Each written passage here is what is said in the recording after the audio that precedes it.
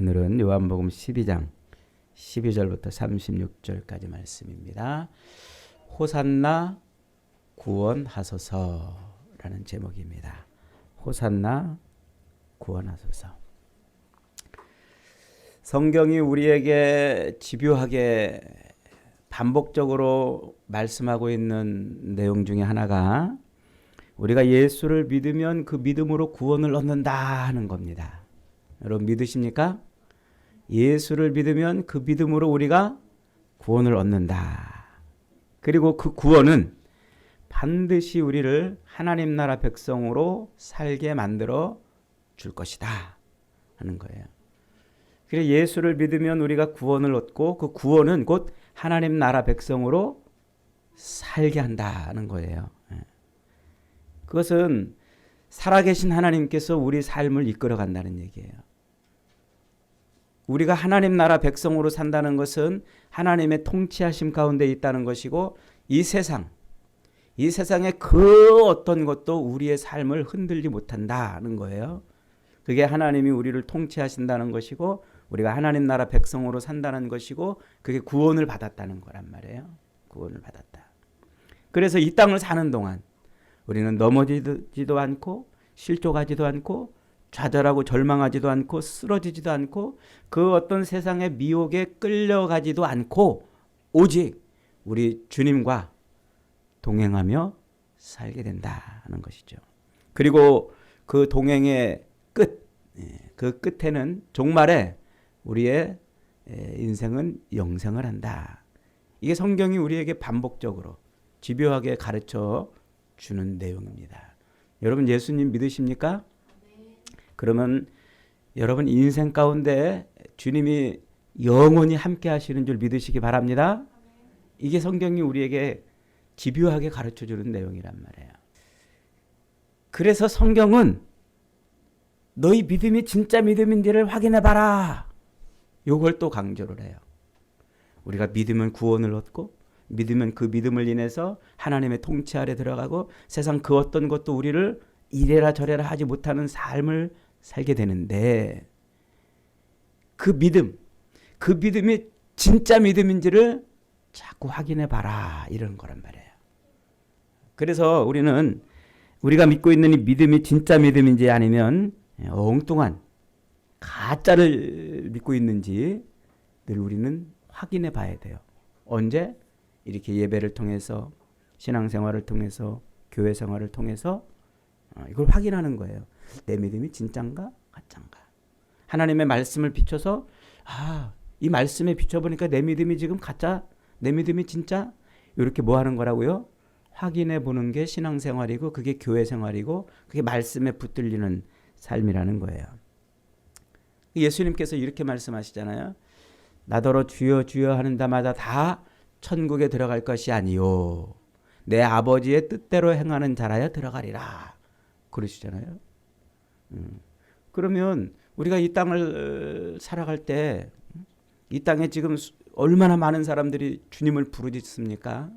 오늘 이렇게 12월 첫 주 이 예배 시간에도 한국에 있는 수많은 예배당에서 많은 사람들이 주여 주여를 부르짖지 않습니까? 다 그렇게 주여 주여를 부르짖는데 그렇게 주여 주여를 부르짖고 외친다 할지라도 아버지의 뜻에 맞는 믿음이 아니면 천국의 삶을 살 수 없다는 거예요. 아버지의 뜻에. 그래서 주님 선지자 노릇하고 주님의 이름으로 귀신을 쫓아내고 주님의 이름으로 많은 권능을 행하지 아니하였습니까? 하리니 그래도 소용없다는 거예요. 주님의 이름으로 별것을 다 해도 그 믿음이 진짜 믿음이 아니면 뭐 한단 말이에요? 소용없다는 거예요. 그래서 자꾸 성경은 우리에게 믿음을 이렇게도 설명해주고 저렇게도 설명해주고 이렇게 표현해주고 저렇게 표현해주고 그러면서 네가 가지고 있는 믿음이 진짜 믿음인지 아닌지를 자꾸 확인해보라고 말씀하고 있는 거예요. 말씀하고. 그래서 주님이 그러시잖아요. 인자가 올 때에 참 믿음을 보겠느냐. 저는 그 구절을 읽을 때마다 참 한편으로 이거 내가 진짜 믿음이 아니면 어떡하지? 이런 걱정도 사실 돼요. 그러나 주님이 성경을 통해서 이렇게 여러 각도로 여러 방향으로 설명해 주는 믿음을 가만히 들어보면 그 믿음이 나한테 있는 게 확실해요. 그래서 내가 영원히 주님과 함께 할 수 있구나. 그런 소망이 생기는 거예요. 여러분에게도 그런 소망이 있습니까?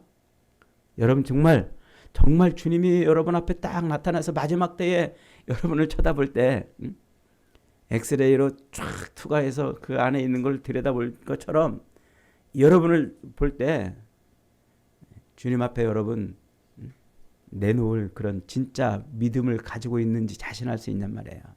자신할 수 있냐. 여러분들은 다 주님 앞에 설 때에 착하고 충성된 종들아 잘하였도다라는 칭찬을 듣는 그런 믿음의 소유자들이 되시기를 주님의 이름으로 축복합니다. 아멘이 좀 작은데 확신이 좀 없나 봐요.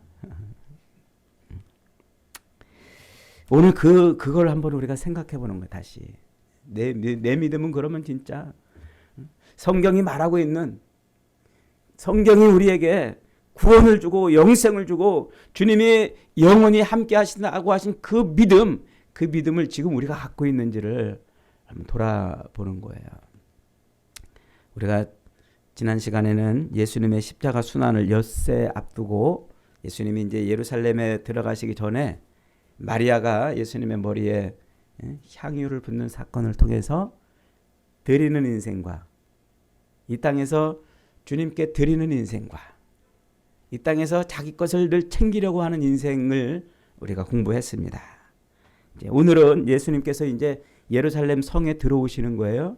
이게 이제 예수님이 십자가를 짊어지시기 위해서 예수님 예루살렘에 들어오시는 거예요. 예수님의 마지막 한 주간의 삶의 시작인 것이죠. 그런데 그렇게 예루살렘으로 들어오시는데 뭘 타고 들어오시냐면 나귀 새끼를 타고 들어오셨다 그랬어요. 나귀 새끼를 타고 예수님이 예루살렘에 오시자 그때 이 6월절 절기를 앞두고 6월절을 위해서 전국 각지에서 몰려들었던 그 수많은 유대인들이 어떻게 했다고요? 갑자기 손에 종려나무 가지를 들고 나와가지고 막 흔들면서 예수님을 환영하는 거예요. 예수님을. 그러더니 호산나 호산나 주의 이름으로 오시는 이여 찬송하리로다 하면서 막 예수님을 영접하는 거예요. 야, 이 놀라운 일이 벌어지고 있는 것이죠. 그러니까 옆에 있던 제자들이 깜짝 놀랐어요. 아니 벙벙했어요. 아니 이게 무슨 일인가. 그동안은 예수님을 이렇게 사람들이 환대하고 영접하지 않았잖아요. 그 순간 제자들이 이게 도대체 무슨 일인가 아니 벙벙해가지고 있는데 이거를 나중에 하는 거예요. 나중에 사람들이 지금 왜 이러고 있고 이게 지금 무슨 일인지를 나중에 알았다. 그래서 16절에 이렇게 토를 달아놨어요. 16절 한번 봅시다. 제자들은 처음에 이 일을 깨닫지 못하였다가 그러니까 무리들이 와가지고 예수님을 막 영접하는 그 일을 그때는 깨닫지 못하였다가 어떻게 했다고요? 예수께서 영광을 얻으신 후에야 이것이 예수께 대하여 기록된 것임과 사람들이 예수께 이같이 한 것임이 생각났더라. 나중에 시간이 지나서 예수님이 영광을 받으시고 즉 십자가에서 죽으셨다 부활하신 그 이후에 그때 장면을 되돌아보니까 그때 그 일이 예수님께 대하여 기록된 그 일 그것이 기록된 대로 일어난 것이구나 이렇게 알았단 말이에요. 그러는 가운데 이제 헬라인들 그리스인들이죠. 그리스인들이 갑자기 예수님께 달려왔어요. 그러면서 이제 예수님을 뵙고자 청합니다. 그러자 예수님께서 23절에서 이렇게 말합니다. 예수께서 대답하여 이르시되 인자가 영광을 얻을 때가 왔도다 그러는 거예요. 인자가 영광을 얻을 때가 왔도다. 지금까지는 예수님께서 십자가를 짊어지시는 그 사역을 위해서 쭉 여기까지 왔다면 이제 그때가 됐다는 말이에요. 그때가 영광을 얻을 때가 됐다는 말이에요. 그러더니 갑자기 27절에 하나님께 이렇게 기도하는 거예요. 지금 내 마음이 괴로우니 무슨 말을 하리요. 아버지여 나를 구원하여 이 때를 면하게 하여 주옵소서. 이 십자가를 짊어지는 이 때를 좀 면하게 좀 해달라고 하나님께. 그러면서 그러나 내가 이 일을 위하여 왔습니다. 이 때를 위해서 왔습니다. 하는 것이죠. 이게 이제 예수님 십자가를 앞에 놓고 이 십자가가 내게서, 이 잔이 내게서 지나가게 하여 주옵소서 기도하는 바로 그 내용하고 같은 내용이에요. 아버지여, 아버지의 이름을 영광스럽게 하옵소서. 이렇게 기도합니다. 그러자 하늘에서 소리가 납니다. 내가 이미 영광스럽게 하였고 또다시 영광스럽게 하리라. 주님이 아버지의 이름이 영광스럽게 되기를 원합니다라고 기도했더니 내가 이미 영광스럽게 하였고 또다시 영광스럽게 하리라 하고 하났어요. 그러자 주변에 있던 사람들이 무슨 천둥이 울었나 하고 생각하는 사람도 있고, 어떤 사람은 야, 천사가 예수님한테 말했나 보다 한 사람이 있다고 지금 오늘 본문이 말하고 있는 거예요.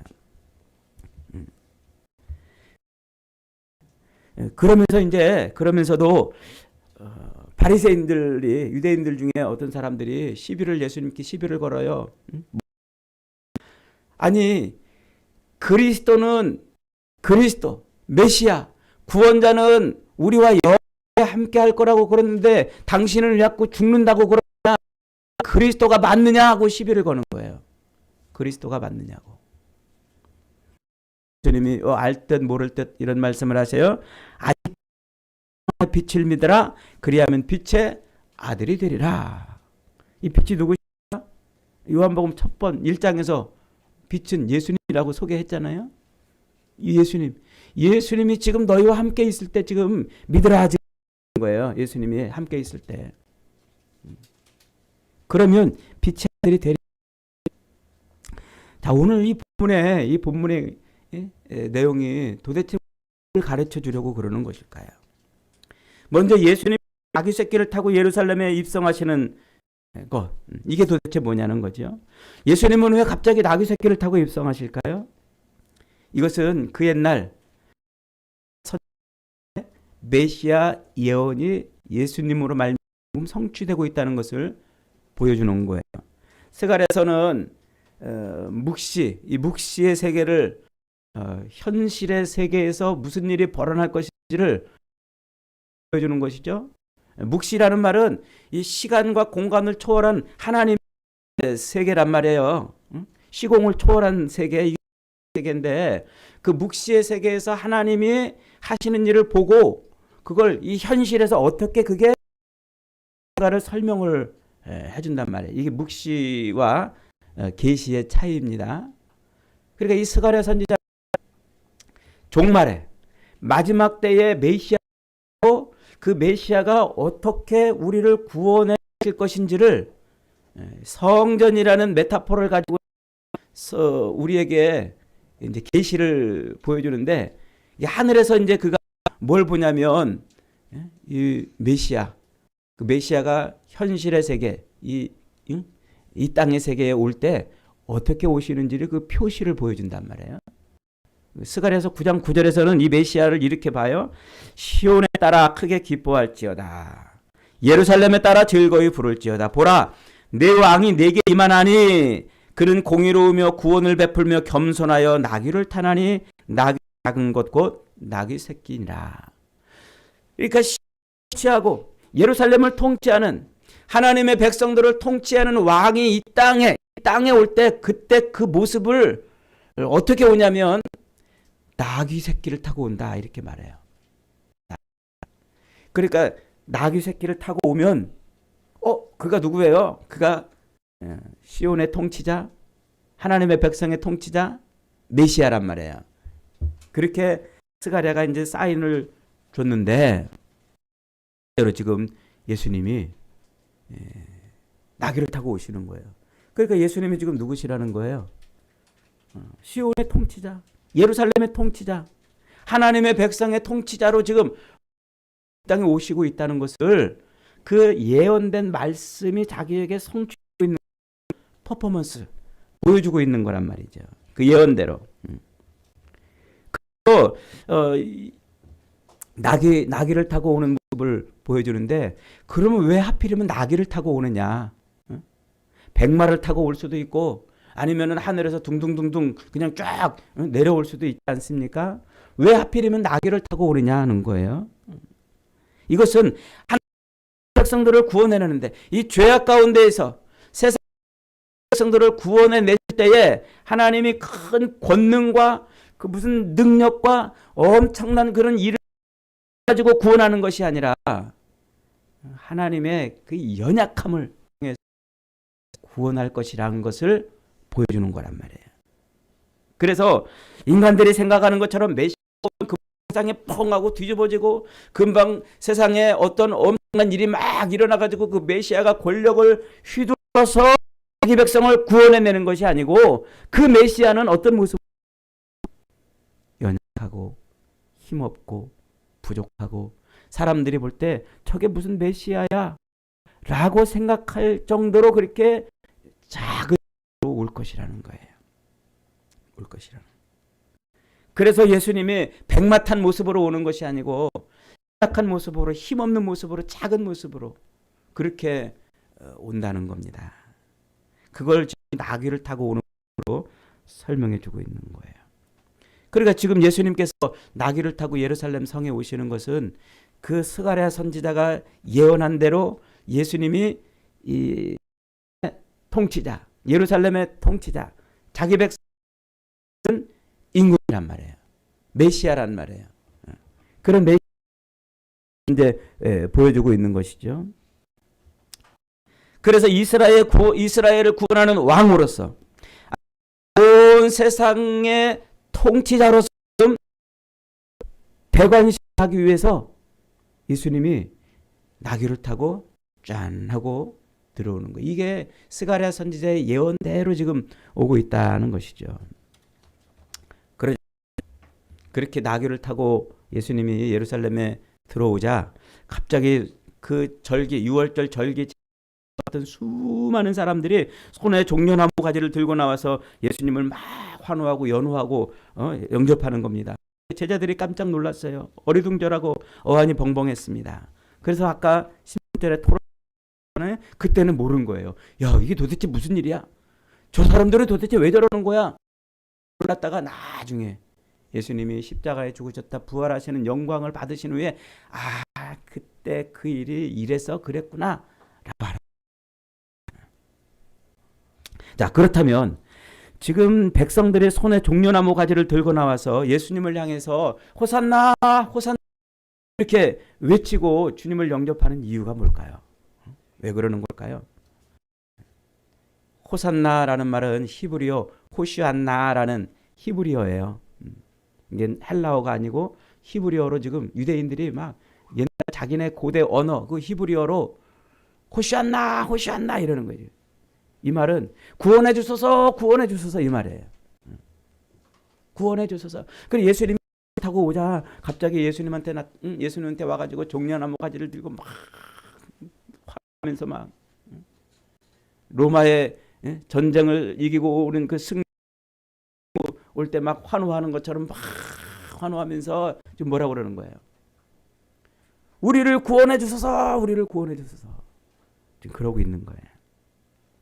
여러분, 지금 예수님께서 나귀를 타고 들어오시는 그 모습을 보고, 야, 저분이 우리를 죄에서 구원해 주시는 분이구나. 저분이 우리를 사망에서 건져. 백성들이 지금 그렇게 알고서 연호하고 환호한 것일까요? 그게 아니라고 지금 오늘 본문에 종려나무라고 지금 이렇게 묘사를 하고 있는 거예요. 이 종려나무 가지가 힌트예요.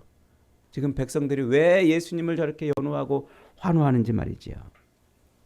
이 종려나무는 로마인들에게 있어서 승리의 가지, 승리의 나무예요. 종려나무. 그래서 이 종려나무 가지로 항상 이렇게 왕관을 이렇게 쓰고 이제 막 그러는 거예요. 그러니까 이 백성들이 종려나무 예수님께 지금 왔다는 예수님이 승리자로 지금 들어오시는 개선장군처럼 들어오시는 걸로 보는 거예요. 그래서 로마로부터 자기들을 건져주고 이 로마 핍박으로부터 자기를 구원해 줄 그런 분으로 예수님을 지금 환영하고 있다는 거예요. 환영하고. 그래서 종려나무 가지를 흔드는 거예요. 이 종려나무 가지는 언제 이 종려나무 가지를 흔드냐면은 장막절, 초막절, 언제죠? 추수감사절. 풍성한 그 수확물을 거둬들이고 그걸 인해서 승리감에 도취돼서 이게 종려나무란 말이에요. 승리의 상징. 이스라엘 백성들에게도 그 초막절, 그 추수감사절에 얻어들인 그 많은 수확물을 인해서 승리감에 흔드는 게 이게 종려나무 가지고, 로마인들도 이 종려나무 가지가 상징이었단 말이에요. 그 승리의 상징을 지금 들고서 영접을 하고 있는 것이죠. 자, 그러면 왜 초막절, 장막절, 수장절, 추수감사절에 흔들던 그 종려나무 가지를 지금 왜 6월절에 흔들고 있는 것일까요? 이것을 이해하면 오늘 본문 BC 198년에 시리아의 그 안티오코스 3세가 이 팔레스타인, 이스라엘을 점령하고서 로마를 공격을 합니다. 로마를 공격하는데 그때 로마에게 대패를 해요. 안티오코스 3세가 대패를 하고서는 전쟁 벌금으로 지금 돈으로 말하면 이제 5만 달러를 내야 되는 거예요. 그러니까 패하고서 전쟁 벌금을 물어야 되니까 얼마나 힘들었겠어요. 팔레스타인 이 유대인들 예루살렘 성전을 다 털어가요. 거기에 붙어있는 벽에 붙어있는 그 금붙이 은붙이를 막 벗겨가지고 이제 전쟁 배상금을 로마에 이제 이렇게 배상을 해요. 그러다가 이제 그 안티오코스 3세가 죽고 그 아들 안티오코스 4세 에피파네스가 왕위를 이어받아요. 여러분 이 다니엘서에 나와 있는 그 에피파네스, 성전 머리 꼭대기에 앉아서 성전을 핍박하고 유대인들을 핍박한다고 예언되어 있는 바로 그 사람이란 말이에요. 이 에피파네스가 왕이 돼가지고 이제 아버지의 원수도 갚고 또 저 남쪽에 있는 프톨레미 왕조, 요 알렉산더 대왕이 죽으면서 그 그리스가 4조각이 났잖아요. 그 4조각 중에 2조각이 가장 큰 조각인데 요 시리아를 중심으로 한 왕조 때 이집트를 중심으로 한 프톨레미 왕조는 큰 조각이에요. 둘이 늘 경쟁하고 싸우는데 요 안티오코스 4세는 한술 더 떠가지고 저 밑에 이집트의 프톨레미 왕조까지 먹어버리고 싶었어요. 아버지가 못 이룬 꿈을 이뤄보고 싶은 그런 욕망에서 막 그러다가 안티오코스 4세 에피파네스가 저 밑으로 이 프톨레미 왕조를 이집트를 치러 내려갔는데 이 로마가 또 와가지고 뒤에서 또 뒤를 치는 거예요. 그러니까 뜻을 이루지 못하고 다시 회군을 합니다.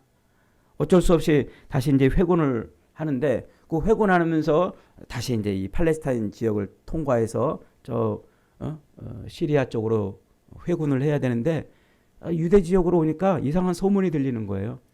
안티오코스 4세가 죽었다. 소문이 드는 거예요. 죽었다. 이게 화딱지가 나잖아요. 화딱지가 나가지고는 예루살렘 성에 다시 들어와요. 그래서 성전에 들어와 가지고는 이 유대인들 자기에 대해서 반역을 하고 자기를 싫어하는 이 유대인들을 아주 그냥 진멸하고 싶어 가지고 예루살렘 성전에 와 가지고는 성전 지성소에다가 제우스 신상을 세워놔요. 그리고 제사를 폐하여 유대인들의 그 제사를 폐하고 그리고 성전의 모든 그 기구들을 다 갖다가 이제 가져갑니다. 그러면서 이제 절기 때 와서 제사도 못 드리게 하고 성전은 또 자기 말을 잘 듣는 제사장을 세워가지고 성전에서는 소나 양으로 제사 드리는 게 아니라 유대인들이 싫어하는 돼지로 제사를 드리게 해요. 돼지로. 그래서 유대인 제사를 아주 멸하려고 그러는 거예요. 그래서 이 돼지로 제사하게 하고 늘 돼지 피가 그냥 성전에 이렇게 넘치도록 그렇게 만들어놨어요. 그리고 성전에는 창녀들을 넣어가지고 신성한 성전을 매춘골로 만들어버리고 이 유대식 율법에 의한 제사를 드리려고 하는 자는 다 막 죽이고 그러는 거예요. 그런 핍박을 이 안티오코스 4세 에피파네스가 167년부터 한 3년 반 동안 그렇게 핍박을 합니다. 그런데 그렇게 유대인들이 엄청난 핍박 속에 있을 때 마타디아라는 이 나이 많은 제사장이 이 안티오코스의 그 요구를 거부하고 그 다음에 돼지를 잡아서 제사를 드리고 돼지 피를 성전에 뿌리던 그 제사장을 죽여버려요. 그리고서는 그것을 지켜주고 있던 그 시리아 군대, 그 헬라 군대를 죽여버려요. 그리고서는 자기 아들들과 함께 도망을 칩니다. 그러니까 이 마타디아스라는 이 제사장이 그런 일을 한 거 보고 유대인 중에 야 잘한다 그러고 박수를 치고 같이 함께 도망을 가서 이제 시리아와 전쟁을 하는 게릴라 전쟁을 일으킵니다. 그러다가 이 제사장이 금방 죽어요. 그러니까 그의 5 아들 중에서 5 번째 아들인 유다가 그 자기를 추종하는 무리들과 함께 산속으로 들어가요. 그래서 이 헬라군과 이 안티오코스 4세 군대와 게릴라전을 펼쳐요. 근데 이 유다의 머리가 얼마나 비상했는지 아주 가서 한번 이렇게 막 습격하고 매복하고 이러면서 신출기물한 그런 전술로 헬라군을 이기는 거예요. 나가서 싸울 때마다. 그 사람들이 그 유다의 별명을 하나 줬어요. 망치. 가서 펑 때리고 아마 이래서 망치라고 한 것 같아요. 그 망치라는 말이 마카비라는 말이에요. 마카비. 그래서 그 유다는 마카비라는 그런 별명을 얻고 나중에 결국은 그 헬라군을 몰아내고 마카비 왕조를 세우죠. 이렇게 전쟁을 하면서 요 마카비 유다가 이스라엘 그 유다 백성들을 모아가지고 결국은 헬라군을 몰아내고 예루살렘 성을 탈환해요. 성전을 탈환해요. 그리고서 그 성전을 잘 이제 깨끗하게 청소하고 성전을 탈환하고서 그 성전에 들어가던 그날을 수전절 이렇게 말을 해요. 성전 봉헌절, 성전을 탈환한 거라는 것이죠. 이것을 우리가 지난번에 하누카라는 절기라고 배웠지 않습니까? 예. 그때 그 예루살렘을 탈환하고 예루살렘 성전을 다시 회복시켜가지고 하나님께 봉헌을 드렸던 그 유다가 예루살렘에 들어올 때 사람들이 쫙 나와가지고 종려나무 가지를 들고 유다를 그 헬라로부터 구원했다는 거예요. 안티오코스의 그 핍박으로부터 구원했다는 거예요. 그래서 그를 메시아처럼 여겨요. 종려나무 가지를 들고 환호하면서 우리를 구원한 구원자라고 이렇게 칭송을 하죠. 그런데 안타깝게도 요 마카비 왕조가 유다를 다시 회복시키고 금방 지리멸렬하게 무너져 버려요. 무너져 버리고 내분이 일어나서 서로 갈등하고 싸우고 그러면서 결국은 로마에 다시 식민지가 돼버린단 말이죠. 그러니까 이 마카비가 자기들을 구원하여 하나님께 다시 성전을 회복해 드렸던 그것을 기억하는 백성들은 이 로마의 통치 아래서 로마의 핍박과 로마의 그 압제 아래서 그걸 다시 그날이 다시 오기를 그 유다가 그래서 그들은 자기들을 이 로마의 압제로부터 건져주고 하는 것이죠. 그런 메시아를 기다리고 있는데 자기들 눈앞에 누가 나타났어요. 물고기 2마리와 빵 5조각으로 5,000명을 먹이기도 12광주리를 남기는 엄청난 일을 행하는 사람이 눈앞에 나타났어요. 또 병든 사람을 금방 그 자리에서 순식간에 일으켜서 맹인의 눈을 뜨게도 하고 안진뱅이를 일으키기도 하고 혈루병 앓았던 사람을 치유하기도 하고 병자들을 고쳐내는 사람을 자기들이 보고 있는 거예요. 심지어는 죽은 지 나흘이나 된 나사로까지 그 죽은 무덤에서 매장시켰던 그 모습 그대로 걸어 나오는 장면을 자기들이 목격을 하게 되는 거예요. 그러니까 이 백성들은 예수님을 뭐로 본 거예요? 우리를 구원할 진짜 메시아가 왔다 하는 거예요. 그래서 종려나무 가지를 들고 나와가지고 예수님을 향해서 지금 호산나 호산나 우리를 구원하소서, 이 로마의 압제에서 우리를 구원하소서, 이 고통스러운 삶에서 우리를 건져 주옵소서, 이 핍박의 삶에서 우리를 회복시켜 주옵소서, 지금 호산나 외치고 있는 거예요. 호산나. 그러니까 이 수많은 백성들이 예루살렘에 입성하고 있는, 나귀를 타고 입성하고 있는 그 예수님의 모습을 보고, 야, 저 사람이 스가랴 선지자가 예언한 우리의 왕이고 우리의 통치자고 우리를 구원할 분이구나.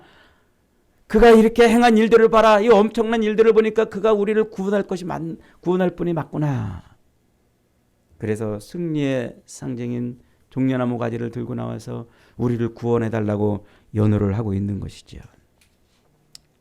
그런 이면에 또 유대인들 중에 바리새인들과 또 사내들인 공회와 대제사장들과 그리고 또 사두개인들, 이 권력을 가지고 있던 자들은 예수께서 오셔서 로마로부터 자기들을 구원해내면 자기들이 가지고 있던 그 모든 권력을 한순간에 잃어버리니까 예수님이 차라리 없으면 좋겠다고 예수를 죽이려고 자기들이 가지고 있는, 이 땅에서 누리고 있는, 이 땅에서 지키고 있는, 이 땅에서 자기들이 붙들고 있는 그 모든 부와 권세와 영광을 지키려고 차라리 예수를 죽이고 싶어 하는 거예요.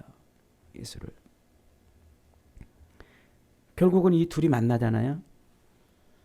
예수님이 우리를 로마로부터 구원해 줄 구원자인가 싶어가지고 호산나를 외치던 그 수많은 백성들과 자기들이 누리고 있는 이 부와 권력을 빼앗기지 않으려고 예수를 죽이려고 했던 이 두 세력이 딱 만나서 빌라도 법정 앞에서 새벽에 외치는 거예요. 예수를 십자가에 못 박아라, 십자가에 못 박아라. 그러니까 지금 예루살렘 성에 입성하시는 예수님을 향해서 백성들이 호산나를 외치는 것은 자기들을 이 죄악에서, 이 사망의 삶에서 건져달라고 외치는 외침이 아니라 로마의 압제에서, 이 고통스러운 현실에서 지금 이 힘든 식민지의 백성의 삶에서 건져달라고 지금 외치는 외침이라는 것이죠. 먹고 살기 힘든 이 상황에서 구해달라는 겁니다. 이 식민지의 백성으로 사는 이 고통스러운 삶에서 자기들을 건져달라는 겁니다. 하루하루 눈 뜨고 일어나면은 세금을 뜯겨야 되고, 하루하루 핍박받아야 되고, 눈치를 봐야 되고, 자기들 마음껏 살 수 없는 이 환경에서 자기들을 건져달라고 지금 외치고 있는 것이죠. 쉽게 말하면 지금 내 삶을 좀 편하게 해달라는 거예요. 주여, 지긋지긋한 이 죄의 세상과 옛 사람의 세상에서 나를 건져주옵소서가 아니라 하루하루 고통받는 내 삶에서 나를 건져달라고 지금 외치고 있다는 말이죠. 이 고통의 땅에서 살려달라는 거예요. 이 힘든 이 삶에서 나를 좀 건져줘서 잘 먹고 잘 사는 평안한 삶을 살 수 있게 해달라고 그러는 거예요. 이 세상에서 잘 살게 해달라는 것이죠. 예수님은 그런 그들을 향해서 느닷없이 이렇게 말씀하세요. 하늘의 밀알이 땅에 떨어져 썩어야 많은 열매를 맺는다. 요 알 듯 모를 듯한, 하늘의 밀알이 땅에 떨어져 썩어야 많은 열매를 맺는다. 죽지 않으면 하늘 그대로 있다 말씀하시네. 그러면서 뭐라고 말씀하세요? 25절에 자기의 생명을 사랑하는 자는 잃어버릴 것이요. 한번 따라했습니다. 자기의 생명을 사랑하는 자는 잃어버릴 것이요. 이 세상에서 자기의 생명을 미워하는 자는 영생하도록 보존하리라.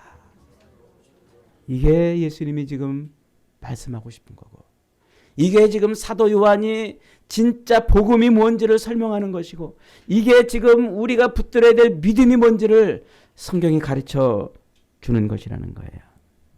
그러니까 하늘의 밀알이 땅에 떨어져 죽어야 생명으로 거듭나는 거예요. 생명으로 거듭나는. 그 미랄이 땅에 떨어져 죽지 아니하면 생명이 나올 수 없는 이 하나님의 그 창조의 그리고 생명 보존의 법칙이 우리에게도 그대로 적용이 되고 있다는 거예요. 예수 그리스도께서 이 땅에 오셔서 죽어야 우리가 생명을 얻는다는 것이고, 그 예수 그리스도께서 십자가에 달려 죽으시는 그 죽음을 통해서 우리가 영생을 얻는다는 거예요. 동시에 내가 이 땅에서 죽어야, 그래야 영생에 들어간다. 이중적인 이야기를 지금 하고 있는 거예요. 이중적인. 여러분, 우리가 요즘에 창세기 새벽마다 묵상하고 있잖아요. 아담의 죄, 먹지 말라 한 그 선악과를 따먹음으로 인해서 그 죄로 말미암아 생긴 게 뭐라고 그랬어요? 타락한 인생이라, 타락한 삶이라고 그랬죠. 하나님의 명령을 거부하고 어김으로 말미암아 범죄한 것이 우리 인간의 타락한 삶을 만들어냈다고 그랬잖아요. 그 타락한 삶이 뭐예요? 눈이 밝아져 하나님처럼 됐단 말이에요. 선악을 하는 일이 하나님처럼. 이 말이 무슨 뜻이라고 그랬어요? 세상의 모든 일을 자기가 하나님 자리에 앉아서 자기중심적으로 해석하기 시작했다는 거예요. 그래서 자기에게 잘해주고, 자기에게 좋게 해주고, 자기를 편하게 해주고, 자기 마음에 원하는 대로, 자기가 바라는 대로 해주면 좋은 것이고, 자기에게 잘해주지 않으면 악한 것이라고 규정하는 삶을 살기 시작했다는 거예요. 이게 인간의 타락이고 죄악된 삶이에요. 그래서 이 땅에 있는 인생들은요, 늘 자기중심적으로 자기가 하나님의 자리를 꿰차고 나서 자꾸 자기를 살려고 몸부림치는 거예요. 살려고. 그게 죄악된 인생의 특징이란 말이에요. 이 땅에서 살려고. 그런데 이 땅에서 가인과 가인의 후예들은 어떻게 합니까? 죽지 않고 살려고 애를 쓰는 거예요. 그래서 아벨을 죽인 다음에 가인이 유리방황하는 자가 될 때 가인이 하나님 앞에 그러죠. 하나님, 사람들이 나를 죽일까 봐 겁납니다. 나를 못 죽이게 해주세요. 살게 해달라는 말이에요. 살게 해달라. 그러니까 하나님이 가인을 죽이는 자는 벌이 7배다. 그 후에 가인의 후손 중에 라멕이라는 자가 나타나서 그 남을 죽이고서 사는 그 인생. 다른 사람들이 자기를 죽일까 봐 겁나가지고 나도 안 죽게 좀 해주세요. 그러니까 가인을 죽인 자는 벌이 7배요. 라멕을 죽인 자는 벌이 70배가 되리라. 그렇게 말씀해 주잖아요. 이 땅에서 죄인 된 사람들의 특징이 뭐라는 말이에요? 남을 죽여서라도 내가 살아야 되는 거예요. 내가 살려고, 이 땅에서 살려고. 근데 성경이 우리에게 반복해서 가르쳐 주는 게 뭐예요? 이 땅에 있는 인생은 다 죽었다는 거예요. 죽었다. 그래서 그 아담의 후손으로 오는 셋, 아벨의 뒤를 이어서 하나님이 대신해 준 셋, 그 셋의 이후에 나오는 족보들은 다 어떻게 했다는 거예요? 다 죽었더라. 500살을 살고 죽었더라. 600살을 살고 죽었더라. 700살을 살고 죽었더라. 969세를 살고 죽었더라고 기록하는 거예요. 가인의 후예들은 살려고 몸부림치는데 하나님의 백성들은 이 땅에서 자기가 죽는 거예요. 죽는 거. 그래서 자기를 죽이는 삶, 살려고 몸부림치는 삶이 아니라 자기를 죽이는 삶이 곧 이 땅에서 하나님의 언약을 붙들고 있는 하나님의 선택된 백성들의 삶이라는 거예요. 그렇게 삶을 살았던 실제 두 사람이 있어요. 하나는 에녹이에요. 에녹은 그렇게 자기를 죽이며 살았어요. 이게 무슨 소린가요? 에녹이 죽지 않고 이 땅에서 하나님과 동행하며 살았던 사람이라고 성경은 소개하고 있잖아요. 에녹이 어떻게 하나님과 동행했어요? 에녹의 아들을 낳는데 그 아들 이름이 무드셀라예요. 무드셀라. 그 이름이 뭐라고 그랬어요? 저것이 죽으면 종말이 온다. 이름 뜻이 그래요. 무드셀라라는 이름 뜻이 저놈이 죽으면 심판이 온다, 이런 뜻이에요.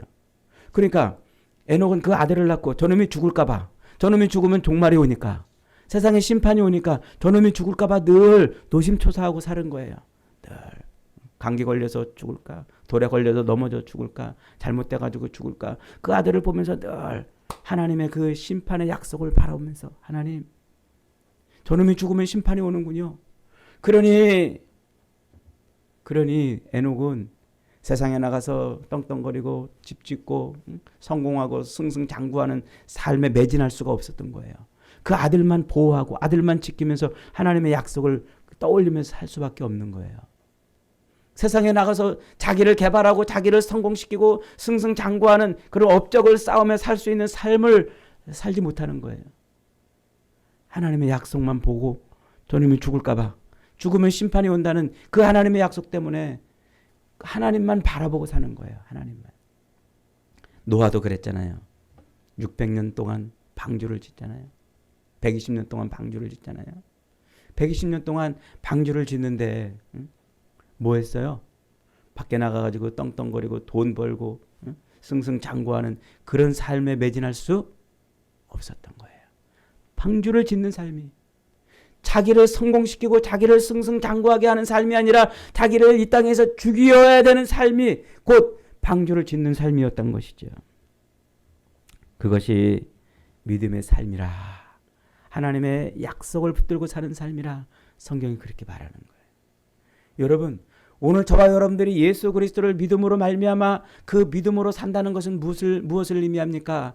이 땅에서 내가 죽는 것을 의미해요. 내가 나가서 성공하고 내가 나가서 승승장구하고 내 업적을 이루고 내 무슨 큰 그런 삶을 이루는 것이 아니라 나를 죽이는 거예요. 내가 죽어야 그래야 그리스도 안에서 내가 다시 살아나는 거예요. 이게 믿음으로 산다고 말을 하는 겁니다. 그런데 지금 이 식민지의 삶에서, 이 고통의 삶에서, 이 핍박받는 삶에서 늘 이거에서 벗어나기를 소망했던 그 수많은 사람들처럼 우리도 이 땅에서 늘 이 죄악에 속박된 삶에서 벗어나기를, 그래서 이 세상의 것에서 벗어나고 싶은 그런 삶을 살잖아요. 여기서 내가 죽어야 되는데, 하나님 나 돈 없어서 죽겠어요. 나 좀 살려주세요. 하나님 나 좀 살려주세요. 하나님 저 자식 때문에 내가 죽겠어요. 나 좀 살려주세요. 이게 지금 종려나무 가지를 들고 나와 연우하는 백성들의 삶의 모습이라는 거예요. 여러분, 우리는 이 땅에서 죽어야 돼요. 그래야 살아요. 여기서 내가 살려고 몸부림치는 삶은 주님이 책망하는 삶이고 주님의 심판을 받는 지금 말하고 있는 겁니다. 여러분, 저도 어떨 때는요, 이 땅에서 승승장구하고 싶고 정말 세상 것에 남들 못지않게 큰 것을 누리고 싶은 그 욕망이 자꾸 끝없이 자꾸 나와요. 그런데 주님은 우리 그것이 아니고 주님을 하는 삶이어야 된다. 그것이 오늘 우리에게 말씀하고 있는 말씀입니다. 아직 빛이 아직 있을 때, 그 빛을 믿으라는 거예요. 그래야 빛의 아들로 살 수 있다. 여러분, 우리 인간은 너무 짧아요. 진짜 짧잖아요. 세월 너무 빠르잖아요. 우리 아직 호흡이 있을 때, 내 믿음이 진짜 믿음인지 확인해야 돼요. 호흡이 있을 때, 삶을 지금 살고 있는 이때 내 믿음이 진짜 믿음인지 점검해야 돼요.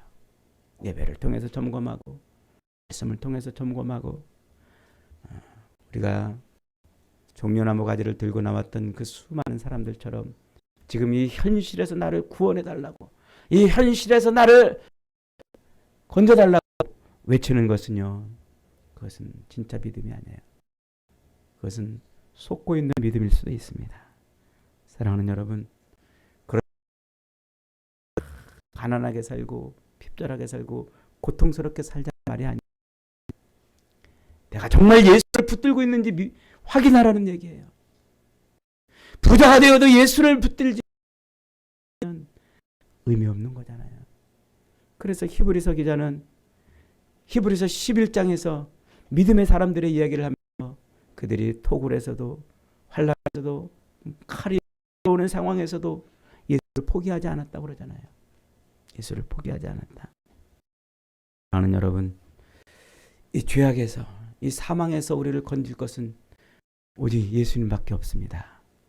저와 여러분의 믿음이 예수님을 진짜 믿고 있는 믿음인지, 아니면 이 세상에서 잘 먹고 잘 살기 위해서 예수를 믿는 것인지 점검해 봐야 돼요. 이 점검이 제대로 될 때 주님이 우리를 붙드시고 보호하시고 통치하시고 세상 속에도 흔들리지 않는 믿음의 삶을 살아가게 만들어 주시는 겁니다.